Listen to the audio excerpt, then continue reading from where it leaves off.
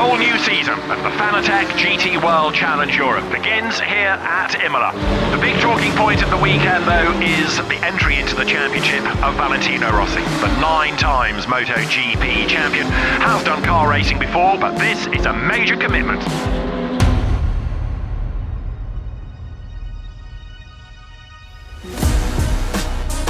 We've arrived here at Imola, the first round of this championship, to find out what this brand new series is about, how esports is integrated into it, why Fanatec are a massive part, and also how the points for this championship work. We're going to be chatting to a few people, the CEO of Fanatec, to really find out how this all works.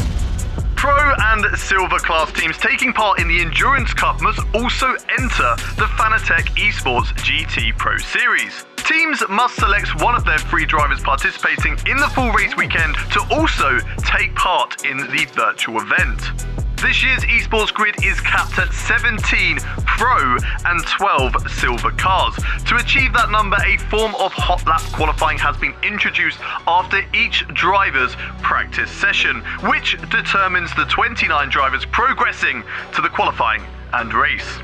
The top 5 finishers in each class now score points on a 5-4-3-2-1 basis and boost the maximum number of points available across the virtual season from 15 in 2021 to 25 this year. We've got sim racing and real life motorsports put together in a championship. Tell us about it. Well, I mean, it's a super exciting experiment we had last year when we first did it. We saw some intensive races where the drivers were fully sweaty after 1 hour, so it was real motorsport, and then everybody was super excited, and now we're in season 2. So what does having an esports event inside of a real championship mean for the future of esports and potentially the future of drivers, sim racers, molding together? Merging those motorsport and esport together is a perfect complementary thing, because it's a super easy way to get more exposure. You reach the young audience, and with sim racing we have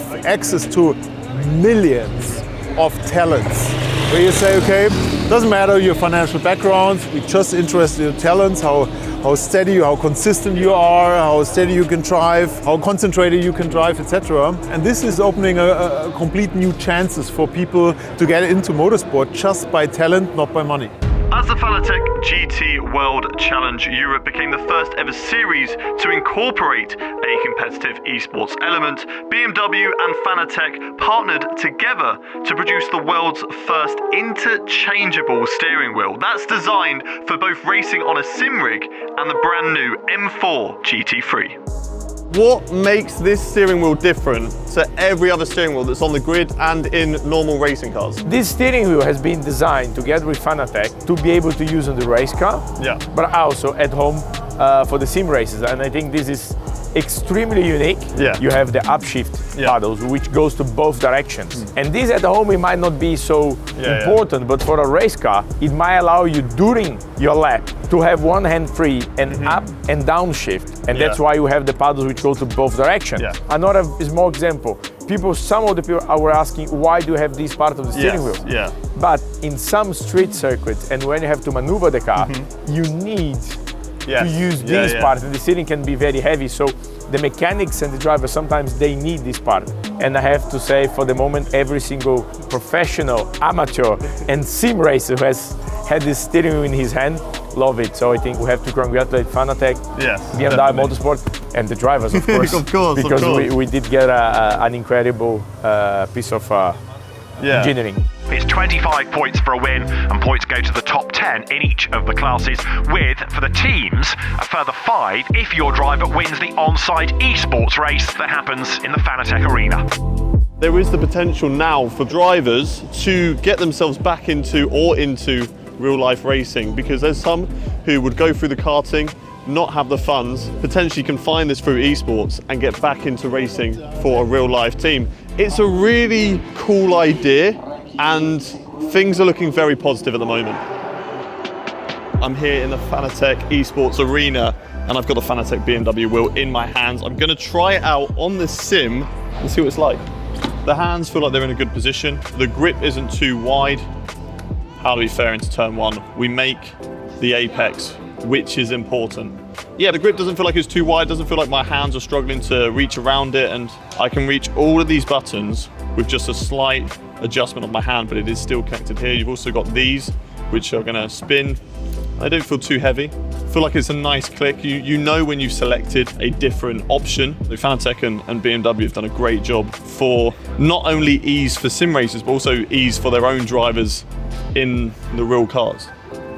We've had a look at the Fanatec BMW wheel. Is that going to give an advantage using a wheel they're so acclimatized to in the car, or, you know, are all the wheels top quality standard? Of course they are. But BMW now has an advantage. This is why we are trying to set up more deals with other teams, and my vision would be to have all the cars with Fanatec wheels. Obviously, I mean, that would be cool, but it will probably still take some time. In the competition, everybody's using the same wheel, and so nobody has a real advantage. Okay, so BMW aren't using that wheel in this event. They just get to use it at home to get used to what it would be like when they come to the track for the real life racing. Future, when there are more teams which are using their own wheels, and then I think it would be cool if everybody brings their own wheel, but not yet. The trophy looks really cool as well. The Fanatec pedals, you know, painted gold, silver, and bronze. They look really, really good. To be honest, it was a surprise for me as well. We did not tell them to do that, but of course I think it's very cool there. The championships operate for both drivers and teams, and across the course of the season, there's a combined championship, there's an endurance cup, and also the sprint cup. What is the significance of having this wheel in the car? For me as a driver, I just think it's fantastic that I can practice with the same wheel at home as I have in the car. It's just the feel, the recognition of all the buttons. It's just super nice. It's way better than using a wheel that completely does not represent the wheel you have in a car. And then I think for everyone that's not driving an actual race car, how cool is it to say, I have the same exact steering wheel? Is it great for you to see the transition between sim racing and real life racing becoming a lot smaller? That is becoming a lot closer together. I really always have been a big fan of this. Like, once I started seeing similarities between my mistakes on the simulator and my mistakes in real life, I knew that, hey man, I can work on myself in the simulator, and it's about 1,000,000 times cheaper than doing it in a real car. So for me, sim racing really, really works, and I'd love to see more proper sim drivers get a chance in a real car, because man, sometimes on the sims, getting my whooped by them, and I would love to see how they would perform if they get the same opportunities as we do. So I've been a big fan always. We're here now at the SRO Hospitality, and we're going to have a chat with Stefan Rattel. Now, he was really keen to integrate the esports into the current GT World Challenge, and of course collaborate with Fanatec. So we're going to see how that collaboration came about, and also where the idea came from. We have esports and racing together for the first time. How has that idea come about? What made you decide to bring those two things together? Thomas Zuckermeyer. You know, we started e-sport competition during COVID. Because during COVID, all our real racing stopped. We had a company with nothing to do, and we had this license with Assetto Corsa Competizione. So the idea came from someone in the company, Anthony, who said, but we could organize a competition. I think in some way it was noticed by Fanatec, and I met 2 years ago here at Imola with Thomas, and he said, but why don't we merge reality with digital? And you know, each year brings us younger drivers, and this young driver, more and more of them are really a strong experience in sim racing. So they come very, you know, with a real talent for it and a real appetite to do it, and it works very well. 24 GT3 drivers split across 2 classes will compete inside this, the Fanatec Arena. Welcome everyone to Season 2 of the Fanatec Esports GT Pro Series. Let's go watch these drivers and see who's going to be taking home those 5 championship points and taking those golden pedals. Let's go. Neil Verhagen, the BMW Junior, aboard number 50, on pole position. Why is it 50? Because we're celebrating 50 years of the BMW M brand. Right, they're on the formation lap at the moment. Cars on the grid. I think the pace car's in, so they'll be getting underway any moment now. It's a 1 hour race. Hopefully everyone gets through cleanly. because you hate to see someone's race ruined on the first lap, but this is the pace where that's going to happen. The first round of the Fanatec Esports GT Pro Series from Imola set to get underway. Here we go, green flag. Everyone looks like they're getting through, but this is the corner where, I mean, you turn slightly left, so you're braking at an angle, but so far the two leaders got through okay. A few cars looking like they've gone over the gravel. And look at this, Nicky Team is right there on the back of Alexander. Almost gives him a little tap. Now lines up for a go on the inside. Last of the lane breakers to Tamburello. Done it, bit of contact, but Nicky Team goes through. Now the lead is extending. Neil Verhagen is getting away from Yuki Namoto, and he in turn is busy defending from Danny Junquedea. It just goes to show that using the BMW Fanatec wheel and the partnership that they have between the two of them helps with the development, because, you know, it's allowed them to be comfortable when they practice at home. The beautiful new M4 GT3 with, of course, a sim racing steering wheel that is used both in the real world but also can be put onto these rigs right here. Neil is still leading, but now by 23 seconds. You got Nicky Thin, who is now moved up into second place after great strategy with the pit stops and a few penalties for some other drivers as well. And it is going to be a win for BMW. It is going to be a win for an all-smiling Neil Verhagen. Checkered flag is ready. There we go then. There we Neil go. Verhagen, he wins round one. First time we've seen Neil in the championship, and what a debut. Very, very exciting stuff, especially for Fanatec, because they've been working with BMW to create that wheel. Maybe some other teams might need to look into that and help their own drivers with the progress at home. And it's €2,500 to our third place driver, Jussi Pukaha. In second position, €4,000 to Nicky Team. And the €6,000 check to our winner, the Dominator, Neil Verhagen.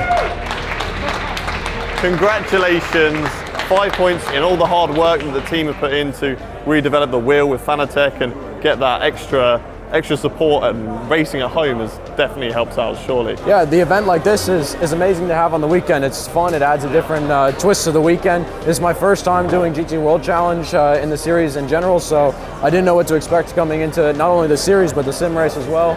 And I guess we started off on a good foot. I mean, it wasn't just a win, it was kind of a bit of a domination, you know, 20 seconds in the lead. Did it feel a little bit nervy at some point that something could go wrong with that big lead, or were you just calm, collected, everything under control? It takes such concentration to be on the level of drivers that we have here to keep managing this and to not make the mistakes and to make sure that the pit stop and every lap is just consistent. It was a difficult task, so it kept me well busy while I was driving, but I think that helped to not make the mistakes in the end. Well, congratulations again on the race win, and good luck on the next one. Thank you. There's a long championship left to go in the esports aspect, but they are going to mean a fair few points, and who knows, in motorsport you can win by 1 point in a championship and it may just be one right here. There are 52 cars from 9 manufacturers on the grid this weekend. All of them, through the balance of performance, incredibly competitive. So up to the grid they come. They don't stop on the grid, remember it is a rolling start. They have to be absolutely one behind the other. You're not allowed to dart left or right until you get to the lights. The race direction team very keen on enforcing that. But the opening round of the 2022 Fanatec GT World Challenge Europe about to get underway. Look how close the pack is at the moment. Over 50 cars on this grid. It is absolutely incredible to see. That's Nicky Ellerly looking to try to make a move. He's going to the outside line. Look against Jack Aitken. Can't find a way through. You can see sometimes the cars flashing their lights to distract the driver ahead. The BMW looks very strong in certain parts of the circuit, and Jack Aitken, I don't know how much he's got. I think if the BMW gets ahead of the Lamborghini, it's gone. So it looks like we are getting ready now for a driver change and a pit stop, as we've got Nicky getting himself ready to jump into the car.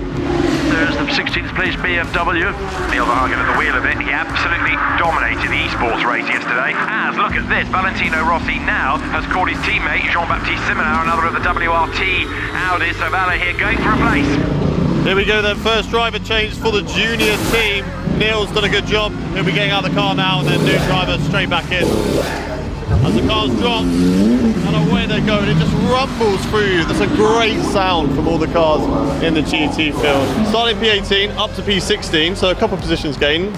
Successful stint for you? Yeah, it's like kind of just how I did it in the sim. I just was doing my own race, not making any mistakes, and that's how I made the two positions in front of me. I had two drivers in front of me make a mistake, and I capitalized on their mistakes. It's a long race still. We still have 2 hours to go, so it wasn't super critical to be super aggressive in the first stint and do crazy radical moves to make up positions. The race will come to us. It's up the hill. The BMW should be in position to consolidate, but a side-by-side. Yes, the BMW's taken away one position. Oh, that was close. It's such a tight pit lane here. Look at all the smoke coming off the bottom.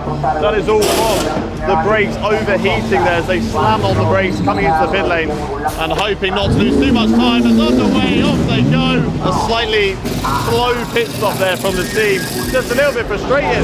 They were just too close in the pit lane, so he had to overshoot his box to try and get in there.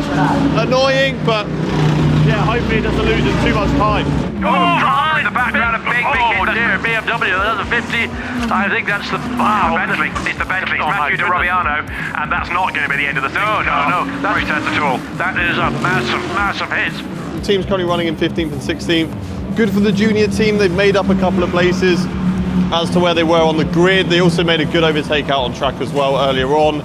But for the main team, a few positions lost. I think that was maybe done in the pit stop with the little bit of delay having to push the car back. So unfortunate for them, but hopefully get back in the race and see what could happen. Hopefully move into that top 10. That'd be a great result for the team. He will certainly drag the max performance out of the 98 car. Nobody better behind the wheel of a BMW than Nicky Katzberg. But Augusta Farfus would disagree with that. With 2 driver changes down, I'm back again with Nicky. How was your stint? Still in 12th position. Was it a bit close out there? It was mega close. I mean, we unfortunately lost like 20 seconds in the first stop. Yeah. Which I think dropped us out of the top 20. But I had a very nice stint. The car was really good, really strong on the curb. It's a bit stronger than the guys ahead of me, so I think I passed 6-7 cars. And now Augusto's in. Hopefully he can go forward and we finish inside the top 10. That's a bit scary. There was a car with, well, basically they must have shunt. All the doors failed, and the door is basically slightly open. That door with the wind pressure ain't going to stay there terribly long, and I would imagine he's going to have to make a pit stop. He might as well come in and get it attended to because he's just not fast enough to stay out there for any real benefit. P11 at the moment, so just outside the top 10. But 5 minutes still left to go. They are in a train. Potentially there's a chance to nick P10. The checkered flag at the ready then, and it's going to be a win for Dries van Tor, Charles Calvin and Linda in the opening round of the Fanatec GT World Challenge Europe, powered by AWS Endurance Cup.